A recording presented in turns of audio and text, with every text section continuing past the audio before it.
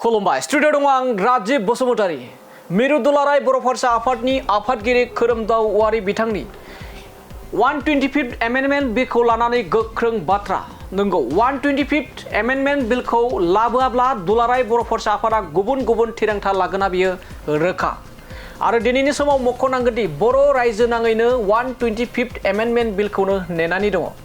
लोगोसे थांनाय 2020 मायथाइनि 27 जानुवारि खालारनि गेजेराव जा बर' हारिनि गेजेराव थामथि बिटिआर गोजोन गोरोबथा जायो बे थामथि बिटिआर गोजोन गोरोबथानि माखासे मानि दफाफोरखौ जाफुंहोनो थाखायनो बे 125th एमेन्डमेन्ट बिलखौ जोंनि बर' हारिनि थाखाय जोबोरैनो गोनांथि होननानै गोबां दैदेनगिरिफ्रा बुंबोदों आरो बे एखे 125th एमेन्डमेन्ट बिलखौ थाबैनो जोंनि बिटिसि एबा बिटिआर ओनसोलाव लाबोनो थाखायनो रायजो सभानि सोद्रोमा प्रमद बर' बिथाङाबो हादोरनि नखर मन्थ्रिजों लोगोसे हादोरनि गाहाय मन्थ्रि आरो गोबां दैदेनगिरिफोरखौ लोगो हमनाया सोलिगासिनो दं आरो बेबायदि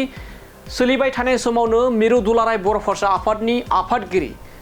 खोरोमदाव औवारी बिथाङा गोख्रों बाथ्रा बुंथियोदि जुदि 125th एमेन्डमेन्ट बिलखौ लाबोआब्ला अब्लानिया गोबां दैदेनगिरिफोरखौ लोगो हमनानै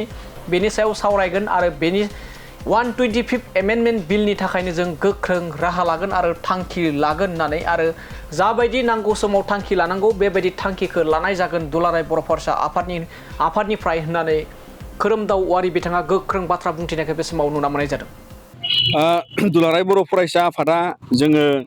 गुबुन गुबुन समाव थांनाय जि 6 बोसोरसिम दिनैसिमबो बिटिआर गोरोबथा जानायनि उनाव गोबां दफाफ्रा मावफुंजायाखै आरो बिनि गेजेराव भारत संबिधाननि जे संशोधन जानांगौ बेवहाय 125th एमेन्डमेन्टनि बाथ्रा आरो आसामाव थानानै सनितपुर बिश्वनाथनि सिमा लावनांगौनि मोनसे बाथ्रा बर' कसारी काउन्सिलाव इलेक्सन जानांगौ समस्ति थिग जानांगौ गामि नटिफिकेसन मोजाङै जानांगौ दा बेफोर गासैबो